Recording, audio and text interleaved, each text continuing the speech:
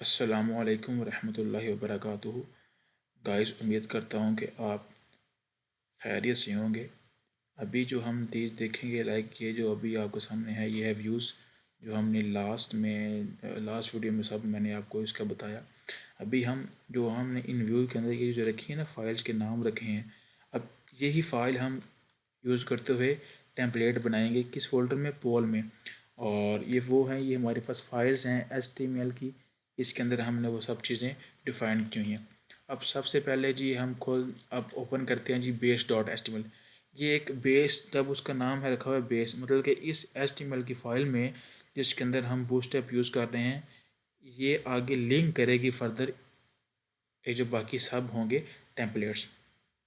इनमें ये देखें, ये जो है ये HTML लैंग्वेज होती है, ये उसके अंदर पहले लिख होता है, ये मतलब कि यहाँ से हम स्टार्ट करते हैं। ये वो होती है, ये वो है जो हमें लैंग्वेज जो है वो सिलेक्ट करनी होती है, ठीक है। उसके बाद ये हमने एक मेटा की वो बनाई है, कैरेक्टर सेट उसका किया है। फिर आगे ये जो है ये हमने एक मेटा नेम इक्वल टू जो है व्यू पॉइंट और कंटेंट इसमें दे रहे हैं विद डिवाइस। और ये मतलब कि ये सारी जो है ये हमारे पास जो है वो बूटस्ट्रैप के लिंक्स हैं। और ये वो जो है वो स्टाइल का लिंक है। ये अगर जो आपका प्रोजेक्ट अगर वो जो है स्टैटिक नहीं है, स्टैटिक से मुराद ये है कि अगर वो जब आप इसे रन करते हो तो आपको कोई एक एरर देता है कि your file is not static, तो हमने उसका जो है वो भी एक ना इसका प्रॉपर एक लिंक दिया हुआ है। अब ये चीज़ आप देख रहे होंगे, ये चीज़ अभी मैंने कुछ देर पहले ही ऐड की है। मैं ये चाहता था कि जो मेरी बैकग्राउंड पिक्चर है, जो मेरा बैकग्राउंड का कलर होगा वो हो ग्रीन हो। अब वो ग्रीन किस तरह होगा, फॉर एग्जांपल जैसे हम किसी भी जाते हैं वेबसाइट पे, तो ऊपर जो होती है एक नैव बार होती है, और नैव बार पे हम ये लिखते हैं कि होम लिखा होता है, उसके बाद अबाउट और कॉन्टेक्स्ट। तो जब हम उन पे जाके क्लिक करते हैं, जो उनका कलर होता है वो थोड़ा चेंज हो जाता है। तो इसलिए ये मैंने इधर ना उसका उसे एक दे दिया, स्टाइल दे दी है, और हेड के अंदर ही। उसके बाद एक क्लास बनाई है कंटेनर, और उसके आगे ये नैव क्लास इक्वल टू नैव, मतलब कि ये जो होती है नैव की क्लास। अब जो नैव बार होती है, जो ऊपर वाली बार होती है, उसके अंदर जिसमें होम आता है, जिसमें लाइक अबाउट कॉन्टैक्ट्स का होता है। अब उस नैव बार के ऊपर हम क्या शो करवा रहे हैं, यूआरएल दे रहे हैं होम का, और उधर ये लिखा आएगा ऑनलाइन वोटिंग सिस्टम। अब ये उस नैव बार के एक साइड पे लिखा होगा ऑनलाइन वोटिंग सिस्टम। उसके बाद हम कह रहे हैं जी बटन क्लास, एक हमने क्लास बनाई है बटन की, और ये नेव बार ट्रोगल है, उसे हम टाइप दे रहे हैं बटन, ठीक है। और इसके अंदर ये जो है ये हमने उसे लेबल कर दिया टॉगल नेविगेशन के, और जो उसका एरिया एक्सपेंडेड होगा वो भी हमने उसे फॉल्स कर दिया। अब ये सारी जो असल चीज़ है वो ये सब ये चीज़ है ऊपर। तो वो हमने जो है वो बूस्टर भी यूज़ किए। और अभी ये हमने एक डिव की क्लास बना दी है, जिसके अंदर हम क्या कर रहे हैं कि कोलैब नेव बार कोलैब्स, ठीक है। ये एक क्लास का नाम दिया हुआ है, और आगे हम उसकी जो है वो आईडी दे रहे हैं। उसके बाद एक फिर हमने वो डिव की क्लास बनाई है, लाइक वो जो नेव बार नेव मेल एटो के नाम से।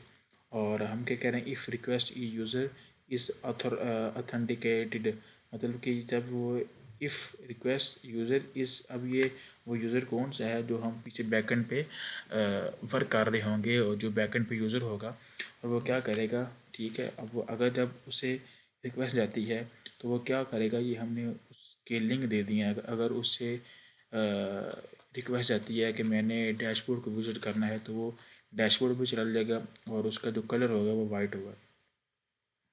इसी तरह सेम वही है कि एडिट प्रोफाइल पे अगर वो जाना चाहता है, तो ये क्या है, ये मेरे पास एक HTML की फ़ाइल होगी, सॉरी ये हमने बनाई होगी HTML की फ़ाइल। और ये जो है ना, ये सारी फाइल्स आगे इंशाल्लाह हम ये बनाएंगे, और ये उनके लिंक लाइक उसको इस base.html की फ़ाइल के साथ लिंक कर रहे हैं, ठीक है। इस लिंक का ये फ़ायदा होगा कि हमने उन सब को इसी एक ही जो फाइल है उसके अंदर हमने डिफ़ाइन कर दिया हुआ है।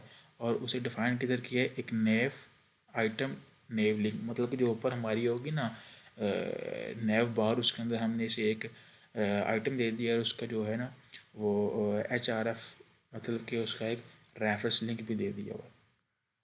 सेम इसी तरह अगर वो कहता है जी इफ़ ये जब वो ये पहले वो डैशबोर्ड पे आता है, फिर अपनी प्रोफाइल ऐड करता है, जब वो लॉग आउट करूँगा, जब वो जैसे लॉग आउट कर देगा तो उसके पास दो क्वेश्चन बचेंगे। एक ये होगा कि या वो अपना आप को लॉग इन करे या वो रजिस्टर करे। अब जो आएगा नया यूज़र वो तो आगे करेगा रजिस्टर।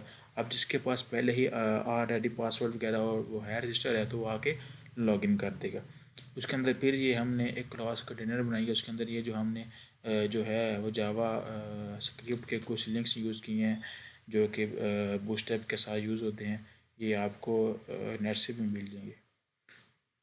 अभी हम चलते हैं जी, जो हमारा सबसे पहला पेज है वो जी होम। अब इस होम ये एक्सटेंड पोल बेस डॉट, इसका मतलब ये हुआ है कि एक पोल का फोल्डर है, उसके अंदर बेस डॉट HTML है और ये फाइल उससे एक्सटेंड हो रही है। क्यों? क्योंकि ये इसके अंदर हमने इस फाइल को कॉल किया हुआ है। अब वो कह रहा है जी ब्लॉक टाइटल है, जो ऊपर जब होम पेज आप ओपन करेंगे तो ऊपर लिखा होगा ऑनलाइन वोटिंग सिस्टम। ठीक है, ये ब्लॉक टाइटल है और वो एंड ब्लॉक भी यहाँ से कर रहा है। अब ये जो लिखा है लोड स्टैटिक, अब इसका मतलब ये है, ये हमने इसलिए यूज़ किया है कि जो ये जो फाइल है ना ये हमने बना दी है स्टैटिक। ठीक है, मतलब कि अगर हम कोई ऐसा फोल्डर बनाते हैं जिसके अंदर हम कोई पिक्चर वगैरह ऐड करते हैं तो हमने उस पिक्चर को अगर इस पेज पे लाना हो तो वो होता है स्टैटिक। तो हम ये लोड स्टैटिक के ऊपर एक कमांड दे देते हैं जिससे वो पिक्चर या कोई भी टेक्स्ट हो या कोई भी चीज़ हो वो वहाँ से उस फोल्डर से इस फाइल में जो इसका जो इस फाइल में आ जाएगी और फिर आपको इसी फाइल के ऊपर होम के पेज के ऊपर आपको वो शो करवाएगी। ये हमने इसलिए यूज़ किया है क्योंकि हमने होम के पेज के पीछे एक पिक्चर लगाई हुई है। आगे ये क्लास है, ठीक है, जो बूटस्ट्रैप की हमने क्लास यूज़ की है। ठीक है, उसके बाद जो उसका है जो है वो बैकग्राउंड इमेज है जो हम होम के पीछे लगाना चाहते हैं, ये इमेज है स्टैटिक। और ये हमने इधर एक स्टैटिक के नाम से एक फ़ोल्डर बनाया हुआ है और इसके अंदर ये हमने सारी पिक्चर जो हैं वो ऐड की हैं। मैंने इस पिक्चर का जो वो इधर नाम लिखा है और मैंने उसके जो है वो बैकग्राउंड साइज सेट कर दिया 100 और जो पैडिंग है बॉटम जो है वो मैंने 30 कर दी। इसका मतलब ये है कि जो पैडिंग होगी वो जो बॉटम से 30 होगी, मतलब ये है कि वो जो होगी ना पिक्चर वो बॉटम से 30% ऊपर होगी। ठीक है, अभी ये फिर हमने इफ़ मैसेज जो है ये हमारे पास बिल्ट इन ही होता है इसका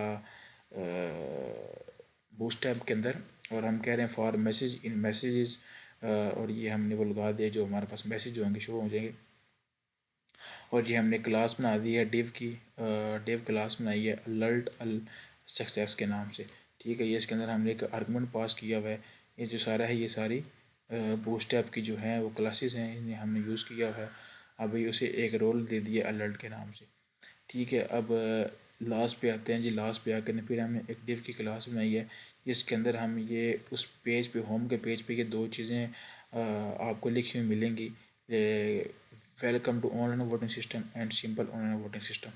ठीक है, और ये H4 H5 की मतलब है कि जो इनका फ़ॉन्ट होगा वो होगा।